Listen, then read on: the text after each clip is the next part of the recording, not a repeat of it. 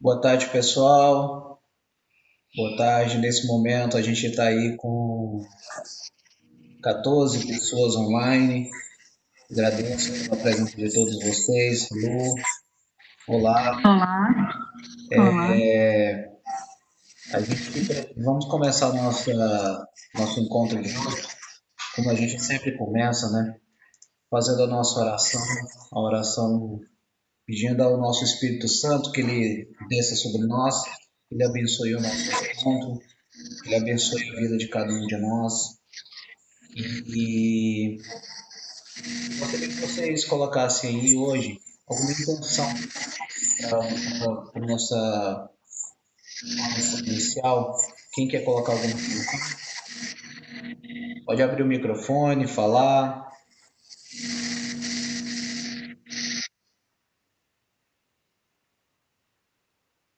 Pessoal, ninguém quer colocar nenhuma intenção.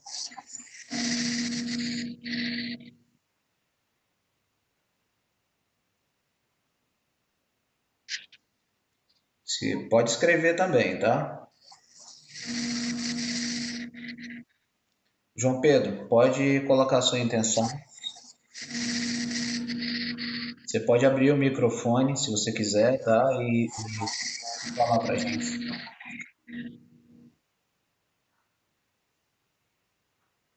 Giovana colocou pela saúde. Pela saúde de todos aqueles que nesse momento passam por dificuldades. Obrigado, Giovana.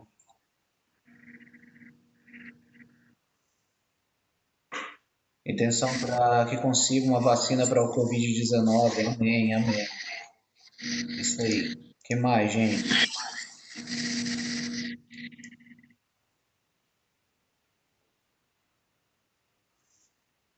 Pela cura das pessoas que estão enfermas. Isso aí, João Guilherme. Isso mesmo. Mais alguém? Alguma outra intenção? Quem aqui está em semana de prova? A gente está se aproximando do mês de julho. Normalmente a gente inicia os nossos trabalhos, né, de escola. Então vamos colocar pelas nossas, pelas nossas provas, para que a gente consiga ter um bom desempenho, para que Deus ilumine nossa sabedoria nesse momento.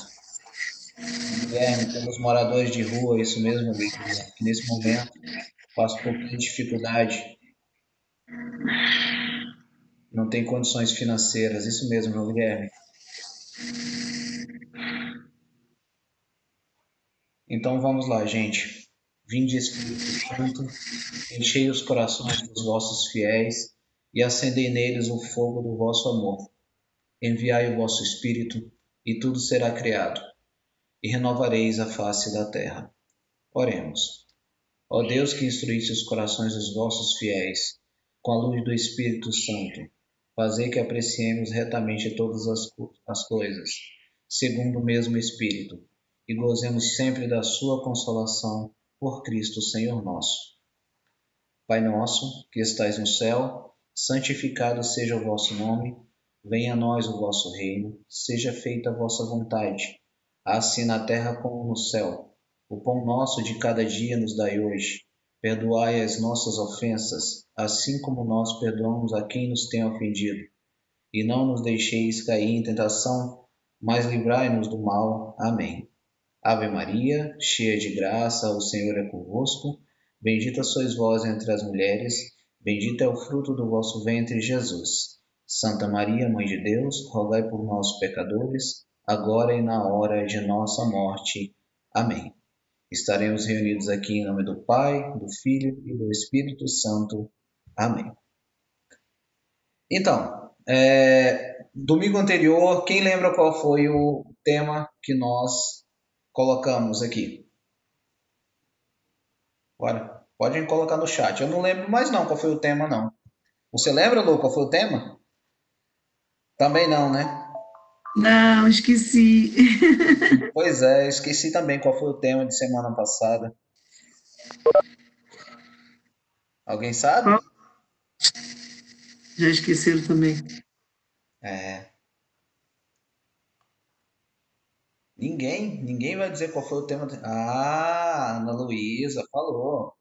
Foi sobre Maria, sobre Eva, a gente falou sobre Nossa Senhora, isso mesmo, Juliana.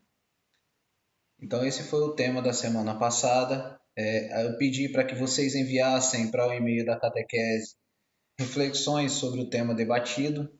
Recebi de alguns, se eu não me engano, foram 7 ou foram 8 pessoas que me responderam com suas reflexões por e-mail. Eu espero que a partir desse domingo agora esse número de pessoas aumente, principalmente os meninos, tá? Que eu não vejo nem os meninos fazendo isso. Vocês, assim como eu, nós temos normalmente uma dificuldade um pouco maior, né, em nos expressar, mas vamos fazer uma forcinha que a gente acaba dando um jeitinho, tá bom?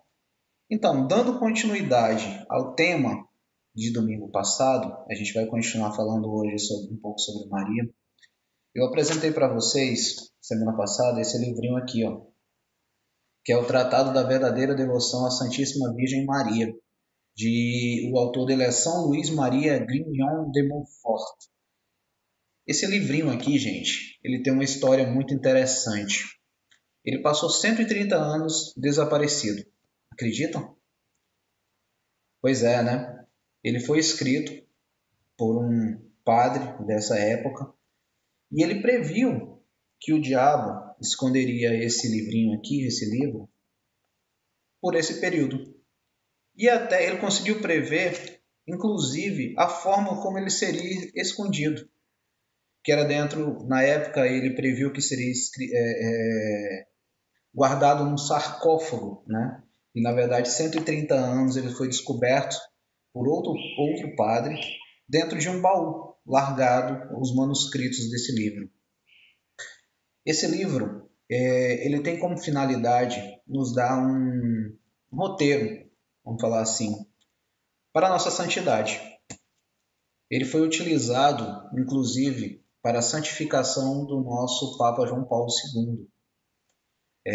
Houve uma época em que o próprio Papa, isso está em um dos livros que ele escreveu, ele falou assim, eu acho que eu preciso deixar um pouco Maria de lado e começar a dar mais importância, não vou falar nem em termos de importância, mas eu vou deixar de falar tanto de Maria e começar a falar muito mais de Jesus. E foi quando esse livrinho foi lhe apresentado e ele usou como base para seus estudos. E ele acabou descobrindo que seguir Maria, na verdade, é seguir a Cristo. E que o fato dele colocar Maria na vida dele, de forma alguma, ia prejudicar no seu caminho de santidade. Pelo contrário, ia facilitar no seu caminho de santidade. Mas eu queria hoje fazer uma pergunta para vocês, que eu acho que vocês já ouviram muito o termo, né, utilizado, mas eu acho que poucos sabem o que significa. Eu gostaria que vocês me dissessem aí, para vocês, o que significa ser devoto? Podem escrever aí no chat para a gente. O que é ser devoto? Normalmente fala assim, eu sou devoto de Nossa Senhora, eu sou devoto de São Pedro, São Paulo, São João, que agora a gente está se aproximando de São João e São Pedro, então já vamos aproveitar esse embalo. Normalmente o pessoal fala, eu sou devoto. O que é ser devoto?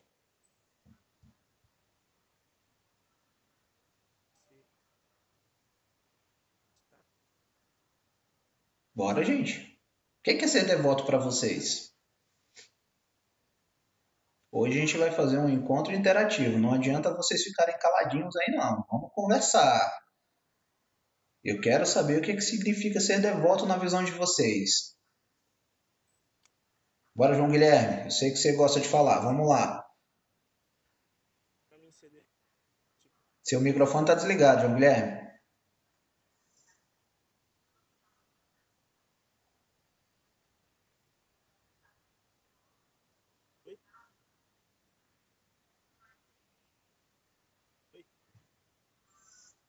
Eu vou habilitar seu microfone, João Guilherme. Habilitado. Fala aí, João Guilherme.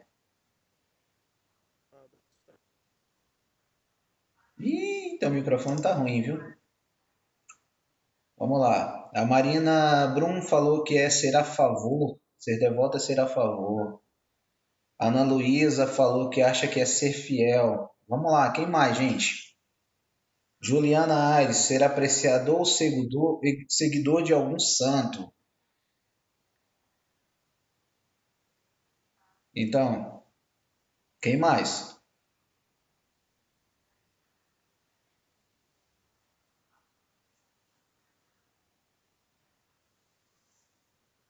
Ser fiel ao santo. Então, gente, ser devoto nada mais é do que a gente cultuar a algum santo, a Deus. Eu sou devoto de Deus. Por quê? Eu sigo os ensinamentos de Deus. Eu acredito no que Deus é para mim. E por isso a gente tem basicamente três tipos de devoção, né? Só para vocês entenderem. Tem o devotar, que é cultuar a Deus, que todos nós temos que ser devotos de Deus. E isso é chamado, do grego, é chamado de latria. Eu andei pesquisando a respeito disso, do que significava. É uma devoção exclusiva a Deus, a Jesus, a Trindade Santa, né? Em segundo, a gente tem uma devoção que é a devoção àqueles que vieram de Deus, aqueles que foram santificados por Deus, né? Como exemplo, vocês acabaram de falar aí, os santos, né? Eles são chamados, isso é chamado de dulia, tá? É essa devoção aos santos. E tem a terceira, do terceiro tipo de devoção, que é a devoção chamada hiperdulia. O que vocês acham que é hiperdulia, já que eu já expliquei para vocês o que é dulia? O que é uma hiperdulia?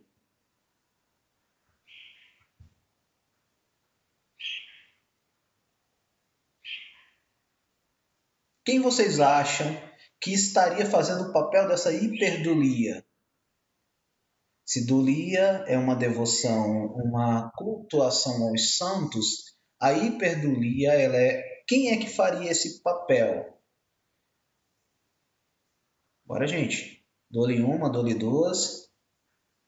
Quem vocês acham? Voltando, latria, devoção a Deus, a Jesus e ao Espírito Santo, a Trindade Santa. Dulia, devoção àqueles que vieram de Deus, os santos, como por exemplo. Agora eu preciso que vocês me digam o que é a hiperdulia. Lu, você conseguiria dizer mais? Você acha que é hiperdulia? Olha, essa hoje eu estou aprendendo também, mas se é hiper, deve ser a Nossa Senhora. Exatamente, a hiperdulia Nossa Senhora.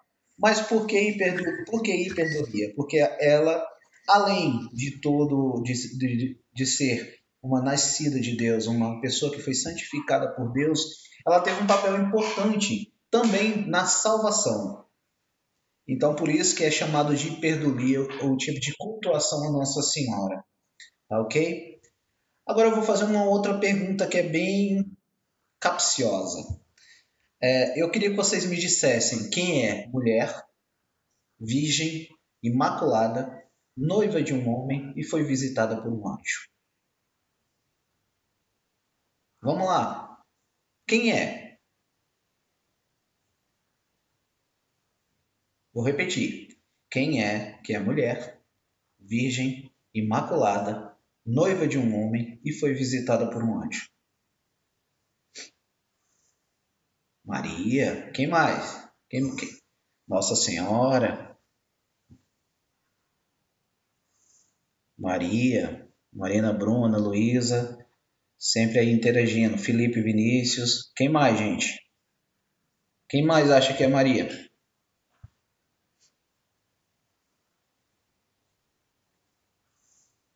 A Juliana também, Ares também acha que é Maria. Mas vocês estão esquecendo da primeira. A primeira pessoa. Vamos lá. Vou perguntar para vocês. Eva era mulher? Eva era virgem? Eva era imaculada? Ela tinha um noivo? Era o que era o Adão? E ela foi visitada por um anjo, gente? Eva foi visitada por um anjo?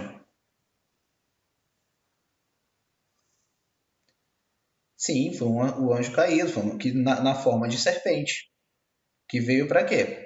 O que diferencia essas duas mulheres é que por uma o pecado se instaurou na terra e pela outra a salvação. Então, essas duas existem essa característica existe para as duas, para Maria e para Eva. Semana passada eu deixei essa pergunta para vocês aí no nosso bate-papo, no finalzinho do último encontro, e algumas pessoas conseguiram identificar quais eram as semelhanças e quais eram as diferenças, né, entre Maria e Eva. Por isso que eu trouxe para vocês agora. Agora eu vou perguntar para vocês. A Lu, há uns 2 encontros atrás, ela falou sobre o pecado original. Eu sei que alguns de vocês leram um trecho de Gênesis que a gente pediu. O que aconteceu quando a Eva comeu a maçã, ela deu para o Adão comer? Qual foi a primeira consequência desse ato deles?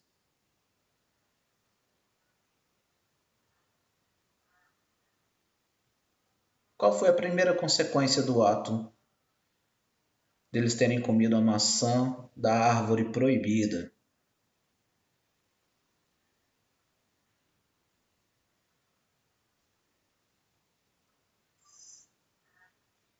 Eles se arrependeram? Vocês acham que eles se arrependeram, Juliano? O que eles fizeram? A vergonha de estarem nus. João Guilherme acabou de colocar. Que mais, gente, que eles fizeram? O que aconteceu logo em seguida quando eles ouviram os passinhos de Jesus que vinham para fazer a caminhada com eles no final da tarde? Se esconderam, isso mesmo, Marina. Eles se esconderam. E se esconderam por quê? Era por medo? E isso, João Guilherme. Por vergonha? De que eles tinham medo, no final das contas?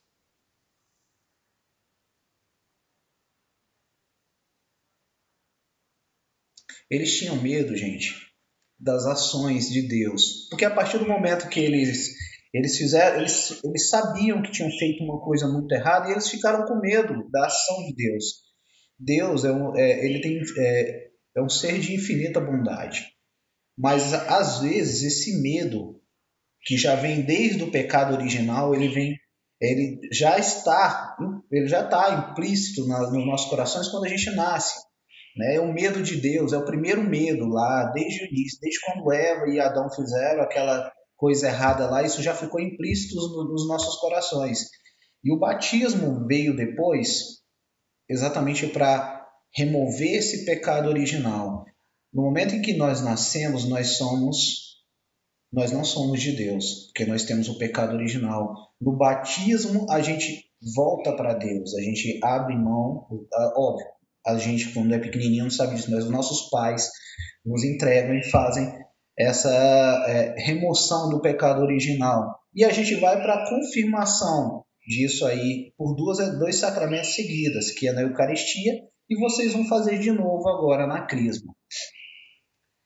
Mas agora vou voltar um pouquinho. Por que eu falei um pouco dessa questão do pecado original? É para vocês entenderem o papel de Nossa Senhora no mundo atual, na vinda de Jesus, na salvação e na libertação do pecado. Vocês acham que Deus precisava de Maria para vir para a Terra? Para mandar Jesus para cá? Ele precisaria?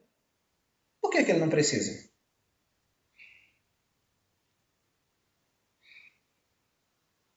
Deus é Deus. Simplesmente por isso.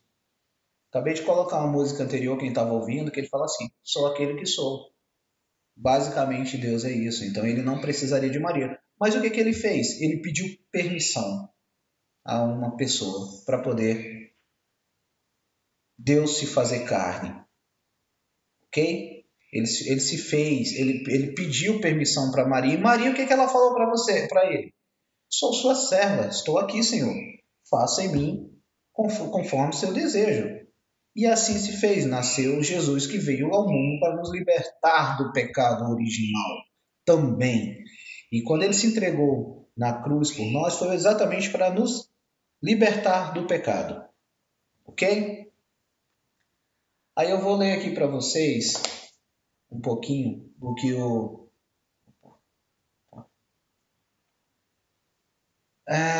que aconteceu na hora que Jesus foi se entregar, na hora que Jesus foi ser crucificado, o que ele falou para o seu discípulo aos pés da cruz?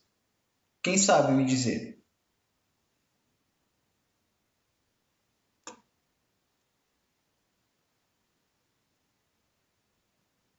O que ele falou, gente? A gente já viu isso aqui no encontro. O que Jesus falou aos pés da cruz para o discípulo amado? Esse João Guilherme, esse aí ele falou para o que estava sendo o ladrão que estava sendo crucificado com ele. Aos pés da cruz, quem é que estava lá? Maria e o discípulo amado, correto? E o que é que ele falou para o discípulo amado? Filho, está aí a sua mãe. Não foi? E vocês acham que isso foi por acaso? Não, isso não foi por acaso. Na verdade, ele estava dizendo isso não só para aquele discípulo, ele estava dizendo isso para todos nós. Nós devemos tomar Maria como mãe. Agora eu vou perguntar para vocês. Vocês acham que ao ser devoto de Nossa Senhora, a gente vai tirar o brilho de Deus ou o brilho de Jesus?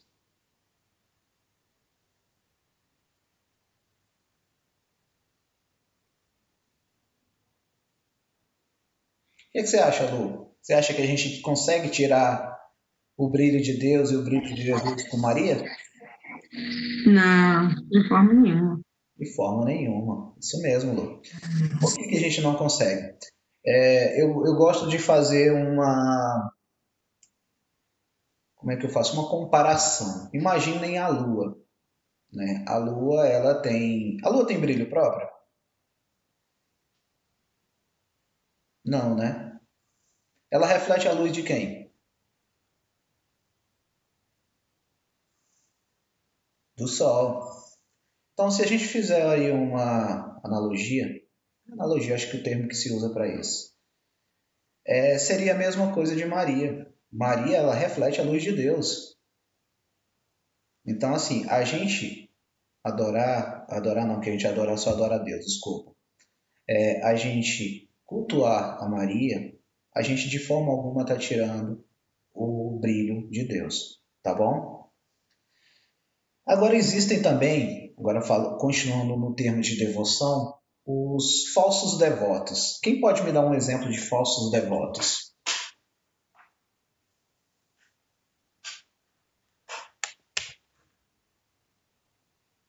Eu já falei para vocês o que é ser devoto, agora eu quero que vocês me digam um exemplo de um falso devoto. Eu conheço pelo menos 7 tipos de falsos devotos.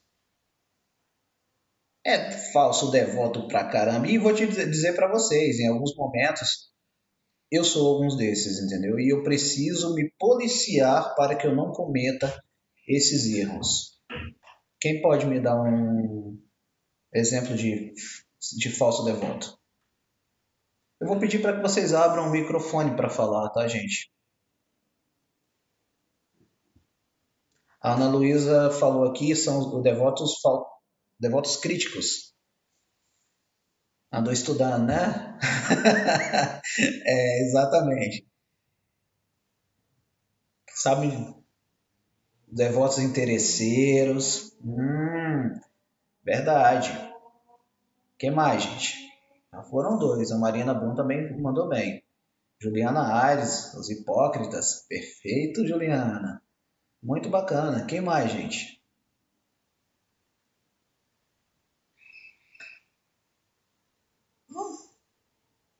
Que isso? Talarico. O que é talarico, meu Deus? Felipe, você pode me explicar?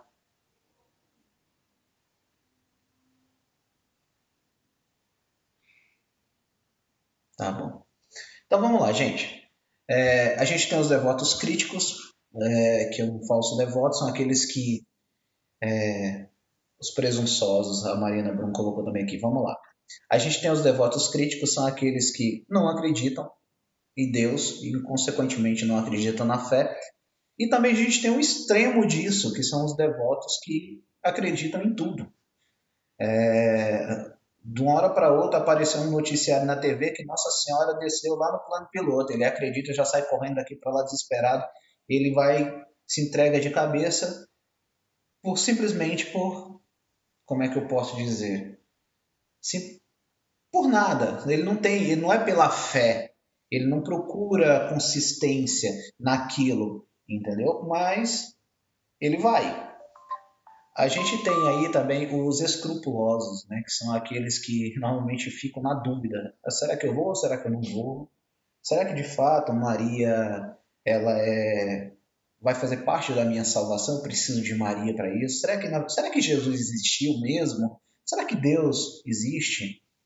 A gente tem aqueles que são chamados de devotos exteriores, né, que usam objetos para demonstrar a sua devoção, como correntes, escapulários. Não que isso esteja errado de utilizar esses meios externos, mas eles colocam isso de uma forma que é aquele objeto que vai trazer a salvação, entendeu? Isso é um tipo de devoto exterior. Então são os presunçosos, né? Aqueles que acham que vão ser salvos sem se converter.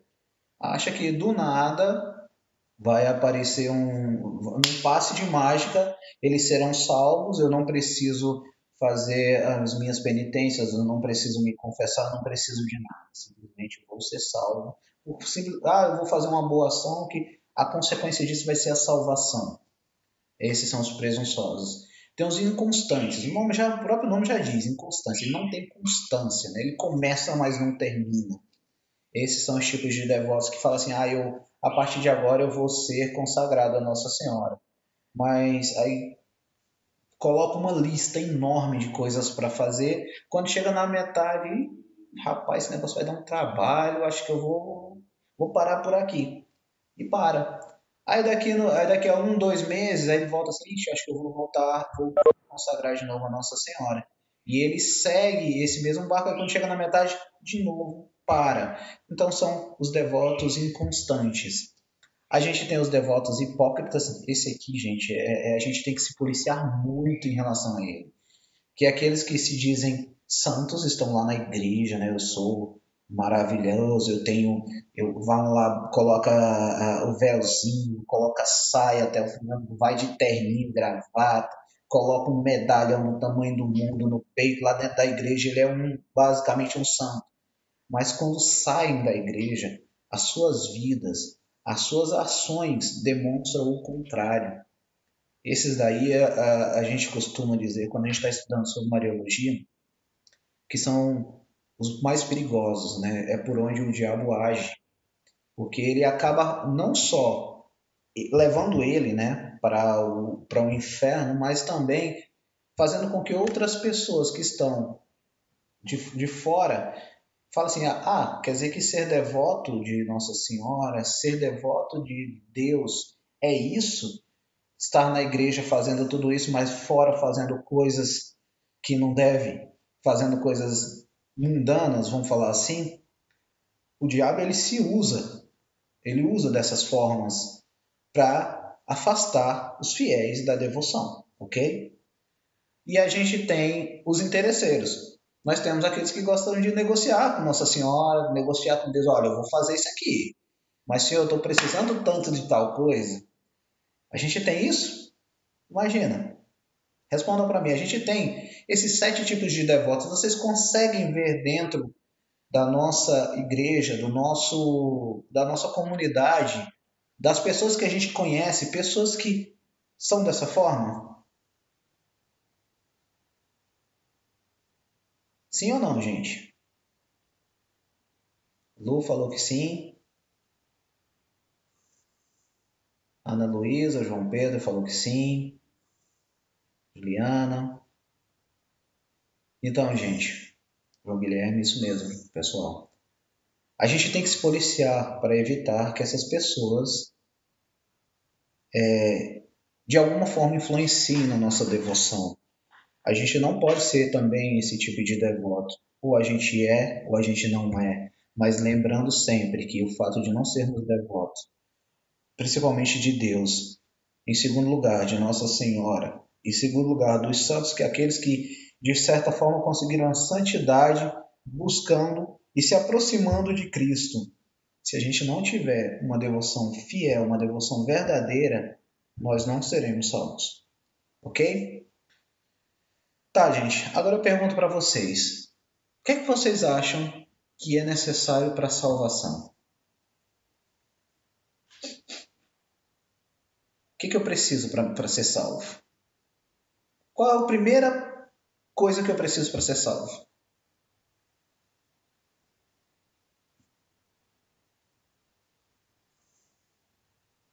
Ser fiel a Deus, o Gabriel falou.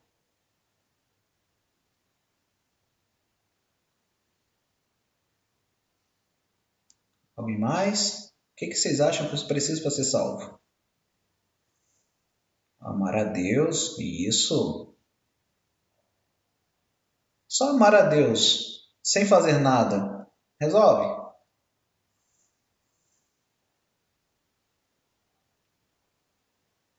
Eu só amar a Deus de palavra, resolve a situação? Eu preciso de ação, gente. Eu preciso respeitar a Deus, igual a Ana Luísa falou aqui, ser fiel, preciso amar a Deus, mas eu preciso de ações que de fato me aproximem de Deus. Eu preciso participar da felicidade da Trindade Santa, do Pai, do Filho e do Espírito Santo. Agora me digam uma coisa. Vocês acham que é fácil eu me assemelhar a Jesus Cristo? Vocês acham que é tranquilo? É muito fácil eu me parecer com Jesus Cristo nas suas ações, nos seus atos, nas suas palavras, nesse mundo que a gente vive? Não, né? Pois é. Então não é. E para aí entra a Nossa Senhora. Nossa Senhora ela tem um papel fundamental, que é o papel de mãe, né? Muito mais fácil a gente conseguir utilizar a nossa mãe como nosso modelo de exemplo. E Maria, querendo ou não, ela é o modelo perfeito de amor a Jesus.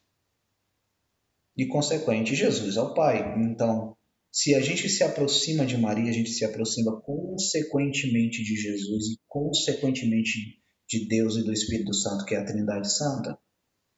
Então, um exemplo que eu gosto de dar aqui é a respeito do. Vamos pensar o seguinte: uma escultura. Uma escultura, se eu contratar um escultor e disser assim: olha, você vai ter que fazer a imagem de Deus aqui. Ele vai começar com aquele ferrinho dele lá batendo, lá tá esculpindo, mas é difícil. Corre o risco de colocar toda a sua obra por água abaixo, vamos dizer o seguinte. Agora vamos pensar da seguinte forma: se eu tenho um molde perfeito, um molde para me aproximar de Jesus, eu deveria usar esse molde? Ou eu prefiro esculpindo de pouquinho em pouquinho, de pedacinho em pedacinho? Maria, ela serve como um molde para a gente. Então a gente tem que se aproximar ao máximo de Maria para, consequentemente, a gente se aproximar de Jesus Cristo. Eu costumo dizer, além disso, que Maria ela tem um outro papel, é deixar a gente mais maleável, né, para receber Jesus Cristo. Eu tenho a seguinte convicção de que se eu trabalhar em mim a forma como Maria se deu, se doou, com toda a sua perfeição, com toda a sua humildade, com toda a sua escravidão a Jesus Cristo, consequentemente, eu vou ficar muito mais maleável para aceitar a forma como Cristo fazia as coisas, porque eu vou estar, vamos dizer assim, imagina igual a massa de modelar. Eu vou estar muito mais maleável para chegar à imagem, para chegar, se me assemelhar a Jesus Cristo. Quando a gente fala de consagração a Nossa Senhora, existe um termo que é muito utilizado, que é eu vou ser escravo de Maria. Né? Não sei se já ouviram falar desse termo. Lu, você já ouviu falar do termo de escravo de Maria? Já, já. O termo escravo de Maria, gente, ele é porque a palavra escravo é uma palavra muito recente. Né? Ela vem de escandinavo. Eu estava dando uma estudada há um tempo atrás. Quando eu estava estudando Mariologia, de fato, vem de escandinavo, que na época eles foram aprisionados por aqueles que eles estavam em guerrilha e eles acabaram sendo servos daqueles que os venceram. E logo em diante, com essa mudança entre países, entre línguas, foi criado o termo escravo. Então, na verdade, o escravo vem do termo, vem de servir, né? Vem de servir ao seu senhor. E quando eu falo Deus é o nosso Senhor, olha só, gente, eu estou me dizendo o seguinte: a partir desse momento, Deus, eu estou me entregando de corpo e alma para você, na vida e na morte. Eu sou seu escravo para sempre. Quando eu faço a devoção, aí a pessoa fala, você é escravo de Nossa Senhora, eu sou servo de Nossa Senhora para atingir o objetivo de Deus. Então, tem que ter muito cuidado com a palavra escravo se você não souber utilizá-la. Aí tem gente que fala assim, quer dizer que para eu ser um consagrado a Nossa Senhora eu preciso fazer voto de pobreza? Não, de jeito nenhum. Eu tenho que ser humilde em coração. Eu preciso ser humilde em coração. Eu preciso fazer voto de castidade? Não. E quem é casado? Quer dizer, quem é casado não pode ser devoto de Nossa Senhora, ser consagrado a Nossa Senhora? Não. Você tem que ser devoto, tem que fazer os votos de acordo com aquilo que você é. Se você é solteiro, você vai fazer a sua consagração a Nossa Senhora e vai seguir conforme os mandamentos que é previsto. Entendeu? Vocês não precisam mudar, vocês não precisam ser santos para ser consagrados. É isso que vocês precisam colocar na cabeça de vocês quando vão ser consagrados a Nossa Senhora. Maria se fez serva, gente, de Nosso Senhor. A gente falou isso agora há pouco no início da aula, né? Do nosso encontro, desculpa, do nosso encontro, que a gente falou que Maria, ela se fez serva do Senhor a partir do momento que ela falou assim: eis aqui a sua serva, faça em mim conforme sua vontade. Ela se fez escrava de Deus. Por que, que eu não posso ser um escravo também? Lembrando da analogia, escravo e servir. Tá? Por que, que eu não posso ser servo? Eu acho que podemos, né? Então a gente tem muita gente que fala assim, Maria, ela não é nada. É simplesmente mais uma mulher que Deus fez uso e ponto final. Não, ele pediu permissão, gente, para para que Jesus viesse ao mundo por meio dela. E foi o sim de Maria que fez com que isso, de fato, acontecesse. Vamos pensar o seguinte: tem outra questão que normalmente os protestantes eles falam bastante a respeito disso, assim, a respeito de por que eu preciso usar Maria para chegar a Deus se eu posso usar Jesus? Aí, mais uma vez, vamos para nos meus estudos baseados no catecismo e tudo. Imagine que Jesus é a nossa escada para alcançar o divino. Deus falou o seguinte, olha, Jesus, você vai entrar na terra, mas você vai utilizar aquela porta ali, ó, chamada Maria. E ele veio ao mundo por meio dela. Então a escada passou por aquela porta. Agora, para voltar, o que eu tenho que fazer? Eu tenho que passar pela mesma porta, não tenho? Ou a escada do nada ela vai voltar para o céu? Não. Da mesma forma como ele entrou, Deus quer que ele volte, que ela volte, que volte também. Então, precisamos ter isso muito claro nas nossas vidas, que Maria é a porta, Jesus é a ponte, é a escada para o céu. Um nunca vai tirar o mérito do outro. Igual a Jesus não há. Maria, em comparação a Deus, é menos que uma molécula de qualquer coisa. Deus é Deus. Então, assim, cada um tem que saber até onde a gente pode ir, tá bom? Agora vamos falar um pouco sobre o que é a consagração de fato. A gente tem aí, vou botar aí mais uns 10 minutinhos de encontro, 10, 15 minutinhos, que a Lu precisa dar uma palavrinha também. Vou falar para vocês o que é ser de fato um consagrado a Nossa Senhora. A partir do momento que eu me consagro a Nossa Senhora, eu abro mão de tudo na minha vida e entrego a ela. Eu entrego a minha esposa, eu entrego as minhas filhas, eu entrego a minha conta bancária, eu entrego o meu corpo, eu entrego minha alma, eu entrego tudo a Nossa Senhora. Eu sou escravo, eu não tenho nada, tudo é dela. Gente, vocês acham que quem é que sabe melhor fazer uso das minhas coisas? Sou eu ou é Nossa Senhora? O que é que vocês acham? Me respondam aí no chat, rapidinho. Quem sabe o que é melhor para mim? Sou eu mesmo ou Nossa Senhora?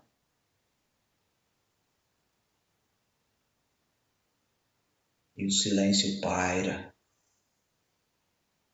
João Guilherme, Nossa Senhora, Murilo, Nossa Senhora. Isso mesmo. Nossa Senhora sabe muito melhor o que é, muito mais o que é melhor para mim do que eu mesmo. Às vezes eu estou pensando, olha, eu vou, sei lá, um exemplo bem esdrúxulo, tá, gente? Às vezes eu estou querendo comprar uma faca, mas lá na frente eu vou me cortar com essa faca. Ela fala, não, você não precisa dessa faca, não. Ela tira isso de mim. Porque eu não tenho mais nada, eu não vou comprar, o dinheiro não é meu. Outro exemplo bem, vamos dizer assim, esdrúxula, minha conta bancária. A partir do momento que eu entrego a Nossa Senhora a minha conta bancária, vocês acham que eu vou pensar duas vezes antes de usar o dinheiro de Nossa Senhora? Não é mais meu, é de Nossa Senhora. Imagina outra situação, vocês meninas que estão aí. A partir do momento que vocês entregam o seu corpo, a sua alma a Nossa Senhora. Quando você for comprar uma roupa para vocês, vocês vão pensar, será que Nossa Senhora gosta dessa roupa? A forma como eu estou me vestindo é uma forma que agrada a minha Senhora? Então, assim, quando você fala em consagração, é muito mais interior do que exterior. É a forma como eu vou agir daqui para frente em relação a tudo que eu estou fazendo. Quando eu vou brigar com alguém, eu falo, nossa, será que é isso mesmo que Nossa Senhora quer que eu faça? Quer que eu brigue com essa pessoa? Ela quer que eu não perdoe essa pessoa, por exemplo? Acho que não, né? Então é nessa situação que a gente tem a mudança de hábito e a proximidade da santidade. E é nesses pontos que Maria quer que a gente se aproxime dela, que a gente use ela como molde. Mais uma vez, voltando aqui, a gente usa ela como molde, como forma, cada um dá o nome que quer. Ok? Aí a gente fala assim, mas tem coisas. E a gente tem que doar tudo, né? Não necessariamente eu falei agora só de bens, né? Mas eu posso doar também os dons que ela me dá. Digamos que a Lu, por exemplo, a Lu eu sei que ela sabe tocar violão. É um dom maravilhoso. Eu não tenho esse dom, mas ela tem. Se ela consagra isso a Nossa Senhora vai fazer uso da melhor forma possível sobre esse dom que ela deu para ela. Eu tenho um dom de trabalhar com tecnologia, que é o que eu trabalho hoje. Ela vai fazer uso da melhor forma para que eu trabalhe com a tecnologia e consiga fazer isso chegar de uma forma boa para as pessoas. Então, a outra questão é, vamos lá, e os dons, os bens espirituais? Bom, bens espirituais é bem complexo, né, gente? A gente tem basicamente três tipos de dons espirituais, que é o meritoso, satisfatório e o impetratório. São os três tipos de dons espirituais que nós temos. O dom meritoso, o nome já fala, né? Vem de mérito, né? Sobre os méritos, sobre coisas boas que a gente faz, sobre as graças, ok? Então, esses são chamados de bens espirituais meritosos. Quando a gente faz algo que é muito bom, que agrada a Deus e que isso traz graça de alguma forma, em nome de Deus, isso é chamado de bem meritoso. O satisfatório vem de. Qual é o termo que eu posso usar? De reparação de pecados.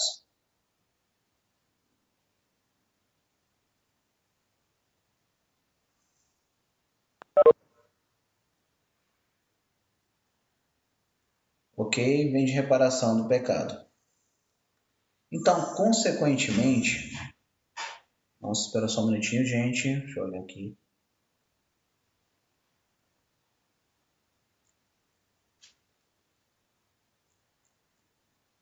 Tá. Então, o satisfatório, como eu estava falando, vem de reparação. Imaginem quando vocês se arrependem dos pecados, quando vocês fazem uma oração pelas almas do purgatório. Tudo isso é chamado de bens espirituais satisfatórios, quando vocês estão muito voltados para a reparação de pecados, quer sejam os seus ou quer sejam os pecados de outras pessoas, os pecados da própria humanidade como um todo. E o impetratório, ele vem de tudo que a gente faz no nosso dia a dia, quando a gente pede, suplica por uma outra pessoa, quando a gente faz jejum, quando a gente faz algum tipo de sacrifício, né, a Deus. Esse é chamado de dons espirituais impetratórios. E esses três tipos de dons a gente também tem que doar a Nossa Senhora. Aí entra na seguinte questão. Quer dizer que a partir do momento que eu. Isso é uma dúvida que normalmente quem vai se consagrar pergunta. Quer dizer que a partir do momento que eu faço a consagração à Nossa Senhora, eu não posso mais pedir pela a salvação de Fulano? Quer dizer que eu não posso mais pedir para que uma pessoa se converta? Quer dizer que eu não posso pedir mais.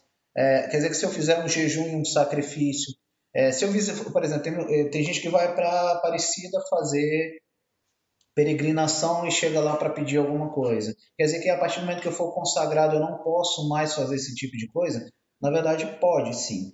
A diferença é que agora a gente não mais pede para aquela pessoa, a gente entrega a Nossa Senhora para que Nossa Senhora faça uso da melhor forma possível, com exceção dos dons espirituais meritosos, que é como se fosse o seguinte: os meritosos, como eu falei para vocês, é aquele que traz graça.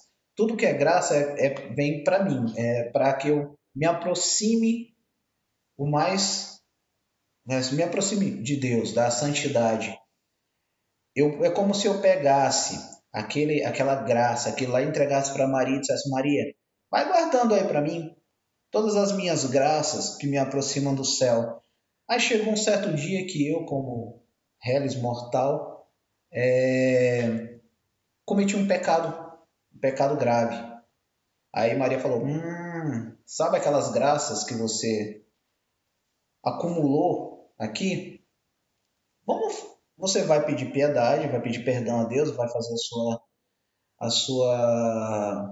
o arrependimento dos seus pecados, tudo mais, e eu vou utilizar um pouco dessa sua graça aqui para, vamos dizer assim, amenizar um pouco desse mal que você fez.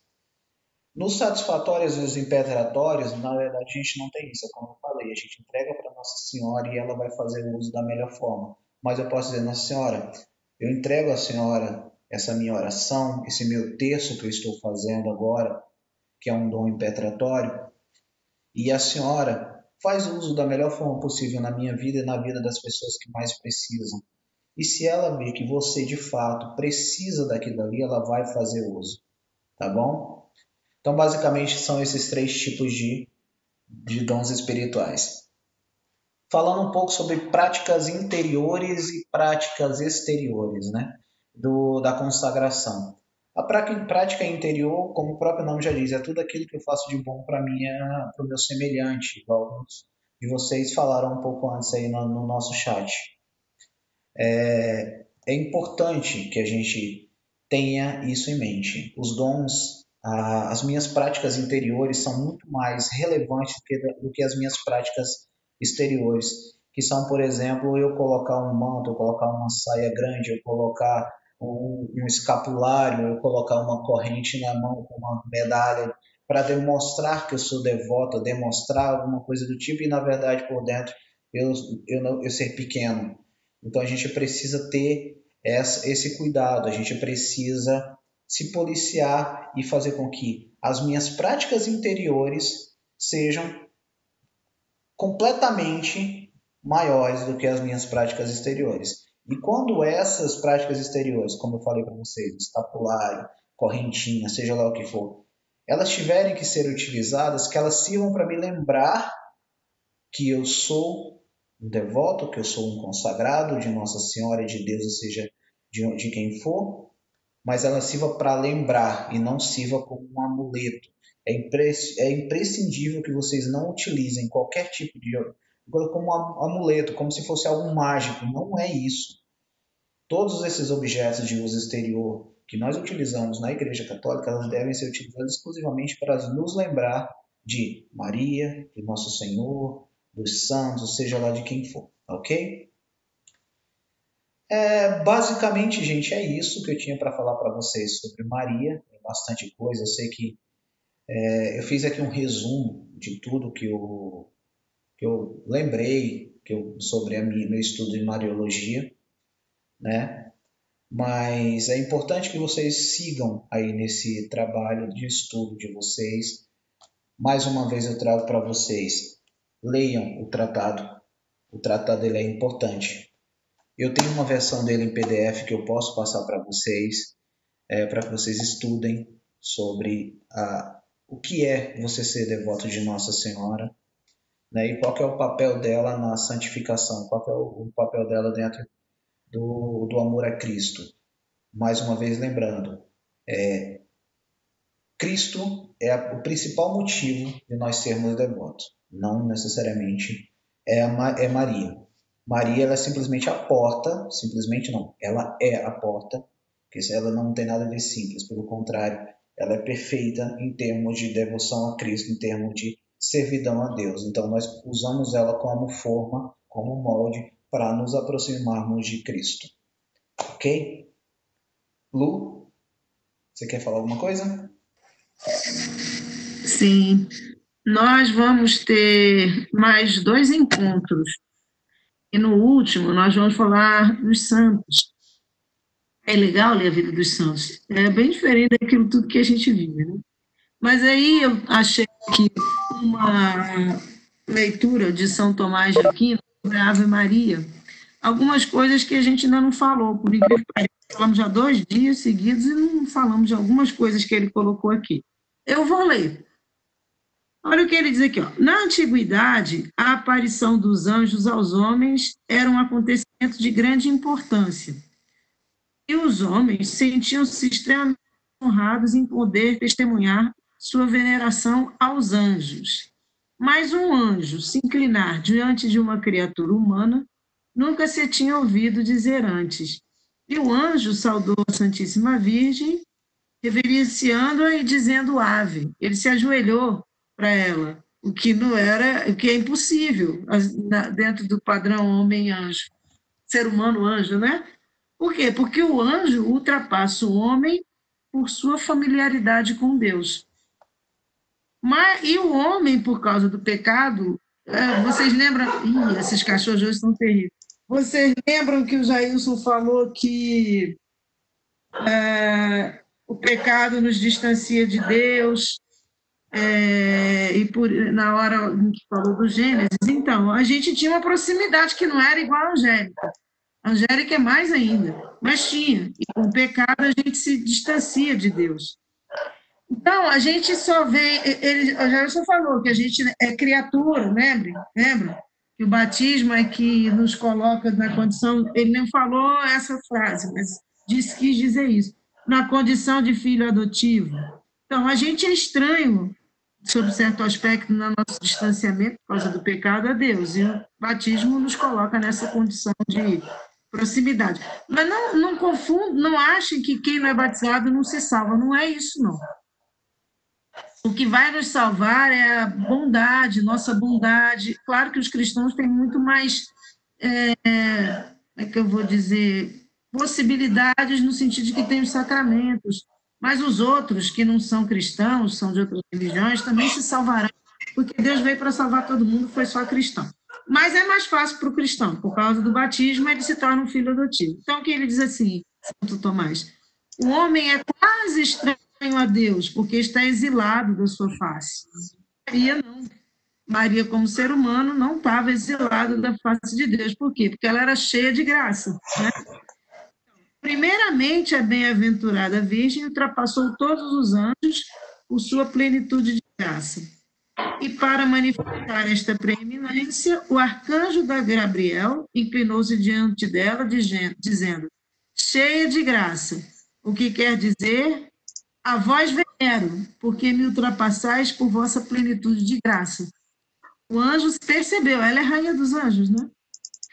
Aí a gente viu da outra vez, diz ele aqui, a Virgem foi preservada do pecado original, a gente viu isso, ela é imaculada exatamente por esse motivo. E Santo Agostinho, que é um outro anjo, um outro santo da igreja, junto com Santo Tomás, são dois doutores da igreja, Santo Agostinho no ano 400, mais ou menos, e Tomás 1100, mais ou menos.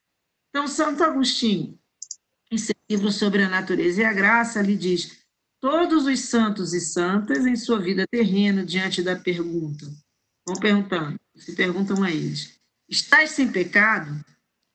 Teriam gritado a uma só voz: se disséssemos estamos sem pecado, estaríamos enganando-nos a nós mesmos e a verdade não estaria conosco. A Virgem Santa é a única exceção. Mas, de toda forma, o Cristo ultrapassou a bem-aventurada Virgem. Evidente, né? Até porque ele é Deus, né? Sem dúvida, um e outro foram concebidos e nasceram sem pecado original. Mas Maria, contrariamente a seu filho, lhe é submissa de direito. E se ela foi, de fato, totalmente preservada, foi por uma graça e um privilégio singular de Deus Todo-Poderoso, que é devido aos méritos de seu Filho, Jesus, Salvador do gênero humano. Ela foi preservada porque ela foi escolhida para ser mãe. Mas a bem-aventurada Virgem é um modelo que o Jailson falou, forma, molde, palavras que ele usou, modelo e o exemplo de todas as virtudes. Nela achareis o modelo da humildade, Jailson também falou sobre a humildade, escutai suas palavras, eis a escrava do Senhor, e mais, o Senhor olhou a humildade de sua serva. Ela é também modelo da castidade, ela mesma confessa que não conheceu homem. Lembra que eu falei que ela é sempre virgem, né? Antes, durante e depois do parto. E para nós, essa questão da castidade, se a gente não é casado, castidade sempre. Se a gente é casado, é castidade dentro do casamento no sentido de não adulterar, de estar sempre com aquela mesma pessoa. É um tipo de castidade que você só se relaciona com o seu parceiro, mas também não é nada difícil, porque quando você ama uma pessoa, isso é normal, não tem nenhuma confusão na nossa cabeça. Quando a gente ama a pessoa, é assim mesmo que a gente se comporta. A graça de sua alma, da alma dela, reflete sobre sua carne, que por sua vez concebe o Filho de Deus. Porque o amor do Espírito Santo, agora é outro santo, no diz Hugo de São Vítor, outro santo, arde no coração da Virgem com um ardor singular. Ela opera em sua carne maravilhas tão grandes que dela nasceu um homem-deus, como avisa o anjo a Virgem Santa. A bem-aventurada Virgem é cheia de graça, a ponto de espalhar sua plenitude de graça sobre todos os homens. Em todos os perigos, podemos obter o auxílio desta gloriosa Virgem. Então, na consagração, mais ainda, né? Porque você mesmo se coloca na presença dela por opção total sua. E é sempre. Agora, depois que você se consagra, a presença é constante. É diferente de uma pessoa que, por exemplo, está só na missa naquele momento. Não, você se consagrou, a presença é constante. A Virgem cheia de graça ultrapassou os anjos, com sua plenitude de graça. E por isso é chamada Maria, que quer dizer iluminada interiormente, donde se aplica a Maria o que disse Isaías: o Senhor encherá tua alma de esplendores. Também quer dizer iluminadora dos outros, em todo o universo. Por isso Maria é comparada com razão ao sol e à lua. Isso no sentido em relação a nós, mas no sentido dela para Deus, é como o Jailson diz, ela é iluminada por Deus. Mas ela nos ilumina com as suas graças, né? O Jailson também falou uma coisa semelhante a isso. Em segundo lugar, a vida ultrapassa os anjos em sua intimidade com o Senhor. O Pai está com Maria, pois ele não se separa de maneira nenhuma de seu filho. E Maria possui este filho, como nenhuma outra criatura, nem mesmo a angélica. Com ela está o Senhor Pai, o Senhor Filho, o Senhor Espírito Santo, a Santíssima Trindade inteira. Por isso, canta a igreja, sois digno trono de toda a Trindade. Maria é o trono da Trindade. O nome Maria, em siríaco, significa soberana, o que lhe convém perfeitamente. A Virgem ultrapassou os anjos em pureza. Não só possuía em si mesma a pureza, como procurava pureza para os outros.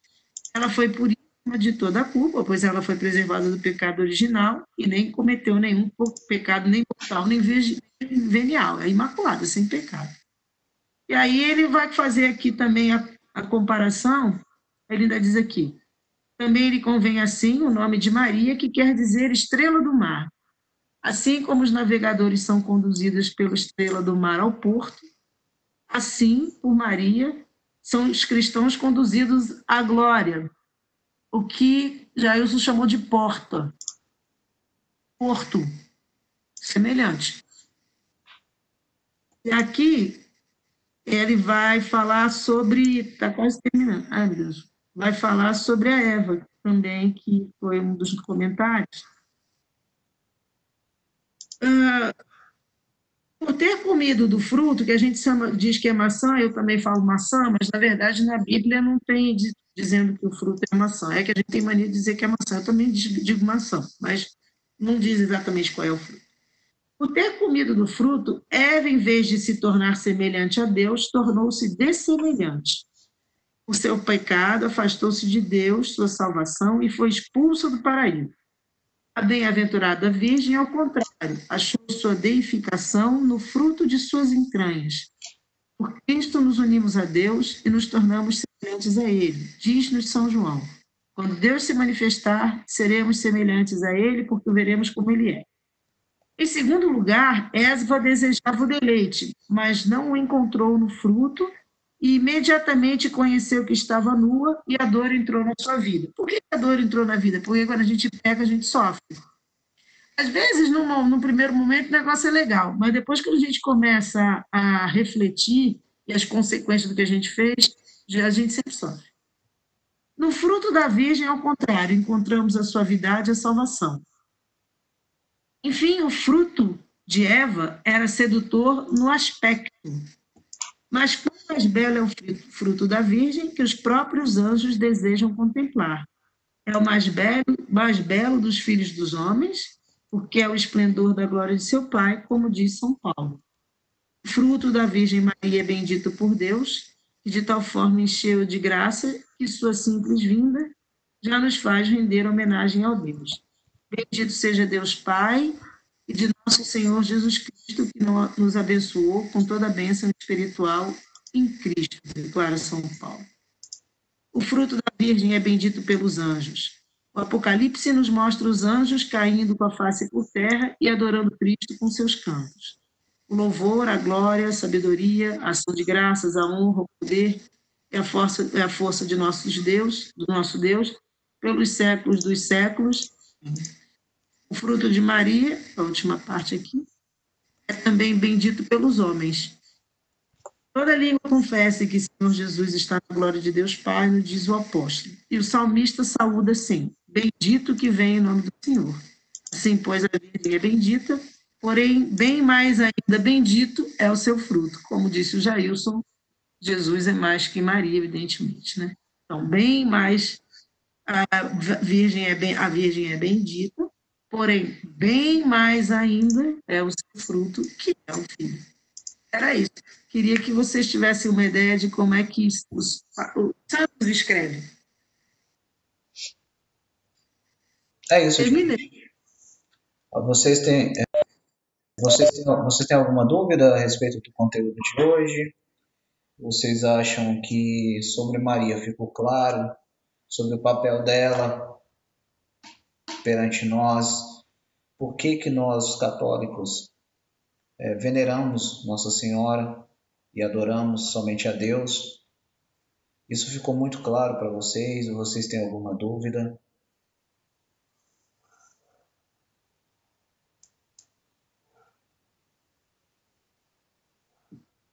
Claro.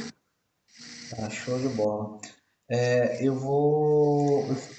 Olha, só para vocês saberem, todo domingo eu estou fazendo a lista de presença, né, dos encontros.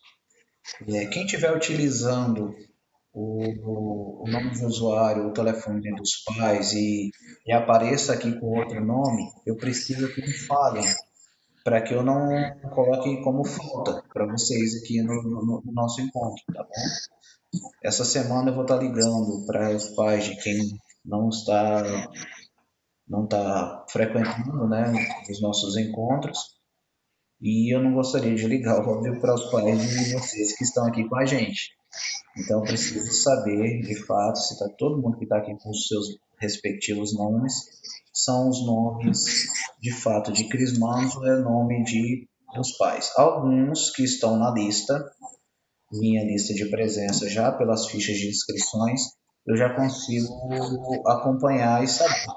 Outros que ainda não fizeram a renovação da Crisma no início do ano estão participando conosco esse ano e tudo mais, mas não tem a ficha de inscrição, por isso eu não consigo saber se de fato quem é quem, entendeu? Então eu vou pedir que vocês, quem de fato estiver utilizando o telefone do pai ou da mãe e esteja aparecendo um nome diferente do seu aqui, por favor, coloquem para mim. Pode ser no WhatsApp mesmo, pode mandar, olha, já eu sou lá no encontro, eu estou como, sei lá, por exemplo, lá nos nossos dois telefones teve um que estava assim, jbs.jardim. Eu fiquei aqui, meu Deus, quem que é jbs.jardim? Eu preciso entender, saber quem é essa pessoa para não dar falta para ela desnecessária, tá bom? Tarefinha de casa, né? No início desse encontro eu falei para vocês de que algumas pessoas estão mandando o que a gente pede para o nosso e-mail da catequese, mas tem outras que não estão fazendo. Isso tudo, gente, conta ponto para a consagração da gente no final desse período que a gente está vivenciando. Então, assim, não deixem de fazer. Porque, assim, eu não quero, de forma alguma, que vocês, ao término dos nossos encontros de forma online, vocês tenham dúvidas sobre o que a gente está passando, o que a gente está tentando demonstrar para vocês. É preferível que vocês, sei lá, quem não se sentir à vontade de conversar aqui durante os nossos encontros, mande para a gente no WhatsApp, para mim, para a Lu, seja lá para quem for, mas que vocês não tenham nenhuma dúvida sobre o conteúdo que a gente está passando, tá? Agradeço a presença de todos vocês. No próximo encontro a gente vai trabalhar sobre qual o tema, Lu? É a liberdade? A liberdade, a questão da liberdade. Não, desculpa, a lei humana, a lei divina e a lei natural. Pois é, então, você sabe dizer quais são as perguntas do YouCat? Que eu não estou com o meu YouCat aqui, erro meu. Sobre o quê? Sobre a lei? Sobre das leis humanas, que é para já deixar como tarefinha para eles lerem com antecedência. Deixa eu ver aqui. Deixa eu olhar aqui. Olha, eu vou pedir desculpa a vocês que hoje esses cachorros latiram. Eu fiquei para, de vez em quando, tinha que tirar os cachorros que ficam fazendo bagunça. Hoje estão leis 326, 377 do juízo. Ainda bem que hoje foi o Jailson, porque senão ia ser o caos, que hoje resolvendo latir na hora do encontro. Aí levanta, tira cachorro, bota cachorro, meu Deus do céu. Tem o 326, mas não é bem isso aqui. 326 em comum. Lei natural. 45, lei natural, por exemplo, está aqui como número 45. Como número 333. Deixa eu ver, criatura humana. 45. É a ordem das leis naturais, é 45. Isso, uma delas, então. A ordem das leis naturais. Essa aqui é uma delas, as leis naturais. As leis divinas são os mandamentos, né? Uhum. E as leis humanas são as nossas, quer dizer, mas as leis naturais, se vocês quiserem já ir lendo, está aqui, número 45.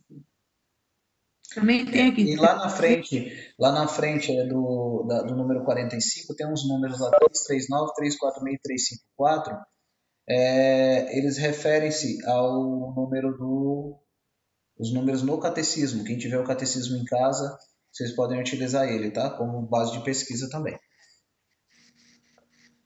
Porque são três, né? As leis humanas. As humanas são as que a gente tem aqui, criadas pelos homens. Por exemplo, agora na pandemia, cada um fala uma coisa. Ah, é verdade. Então tá. Por exemplo. Olha só, o João Pedro perguntou aqui, ó, a missa voltou com todas as medidas contra o Covid. Tem alguma previsão sobre a volta da crisma presencial? João, essa semana eu vou ter reunião com o pároco da nossa igreja para a gente tratar sobre essa questão. No que foi encaminhado pela Diocese de Brasília, as missas deveriam voltar, mas, no entanto, os encontros eles não poderiam voltarem no primeiro momento por conta da quantidade de pessoas por turma. Então, a gente está tentando verificar qual vai ser a data de fato de retorno, com as medidas de segurança que forem necessárias, mas o que tinham colocado para a gente é que seria entre finalzinho de julho e início de agosto para o retorno das presenciais. Mas ainda não é uma certeza. Como eu falei, essa semana, próxima semana agora, eu vou ter uma reunião com o pároco e com as coordenações, né, da igreja, para a gente saber de fato o que é que vai conseguir voltar e o que não vai conseguir voltar vai permanecer desse jeito. De antemão, a orientação do nosso padre, o padre André, é que a gente permaneça com os encontros online para nossa segurança, óbvio, né? E que o quão rápido for possível a gente vai estar retornando às nossas atividades presenciais. Eu também estou ansioso, igual você, tá, João Pedro? Eu prefiro, assim, eu gosto de. A Lu me conhece, sabe que eu gosto de trabalhar com dinâmica, sabe que eu gosto de trabalhar com música, sabe que eu gosto de trabalhar com outras coisas, e nesse momento, infelizmente, a gente não pode fazer isso. A gente não consegue fazer uma dinâmica, eu acho. Já falei para ver se o Jailson consegue fazer, porque vocês até se animam mais, mas é dificílimo fazer dinâmica assim online, muito difícil. E assim, e até pela questão do próprio de vocês aqui. A interação de vocês ainda está muito pouca em relação ao nosso encontro. Quando eu tenho interação exclusivamente pelo chat. E a gente não sabe, a gente não consegue sentir, né, Lu? O que vocês estão, porque a gente não está olhando para vocês, a gente não está vendo vocês. E isso, para a gente que está aqui do outro lado, é muito complicado. Eu consigo ver a Lu, eu sei quando a Lu está concordando comigo, eu sei quando a Lu não está concordando comigo, então é muito mais fácil. Então, se vocês puderem ativar a câmera durante os nossos encontros, isso vai facilitar muito a nossa interação. Eu vou saber, por exemplo, o João Guilherme estava com a câmera ligada, eu sabia quando ele estava com uma dúvida, quando ele não estava se sentindo seguro. Isso para mim me traz uma segurança, né, de passar o conteúdo com mais tranquilidade. Porque às vezes vocês não falam nada, mas a gente faz umas caras lá que a gente percebe, que ele às vezes percebo que o Jailson, quando eu estou falando, geralmente sou eu que falo mais que ele, hoje, não, já vai falar hoje que eu queria falar. mas ele faz um olho, faz um não sei o que lá, que eu perceba. Eu falo, o que é, Jesus? Fala aí. Aí eu sei que ele quer falar alguma coisa. Mas sem a gente ver é muito difícil. A gente pede a Deus que vocês realmente estejam escutando, que estejam entendendo, que isso valha para frente, o que vale nessa pandemia, porque nós vamos precisar de vocês, nós todos, de tanto, e de internamente estarmos muito vinculados a Deus, o que é muito difícil o que a gente está passando, muito difícil, angustiante, muita gente com depressão. Então, isso aqui é um momento que vocês têm até uma pausa nessa, nesse esquema que vocês estão vivendo, mas vocês aproveitem isso, porque eu tenho certeza que nós vamos precisar. O mundo vai ficar muito diferente. Às vezes eu fico pensando até como é que vocês vão namorar, porque é uma coisa natural, mas se você fica com medo, será que vai passar doença? Será que você quer lá? Gente, como que vai ser isso? Está entendendo o que eu quero É dizer? Até complicado. essa coisa, né? Gente, muito obrigado. Vamos fazer o seguinte, como o tema da semana que vem é esse aí que a Lu acabou de colocar, A lei natural. lei Tem natural, número 333 também no CAT, então 333. vocês deem uma lida nisso aí. Eu não vou deixar para nada para vocês encaminharem essa semana para o nosso e-mail, né, da catequese, mas assim, coloquem isso aí na feirinha de atividade de vocês. Eu sei que vocês estão estudando, tem muita coisa das aulas de vocês, mas eu acredito que 20, 30 minutinhos aí não vai fazer tanta diferença para esse momento que a gente espera de vocês no próximo encontro. Tá ok? Então, gente, é isso. Muito obrigado. Boa noite para todo mundo. Fazer a nossa Tchau, gente. oração final aqui, só para a gente Agora sim.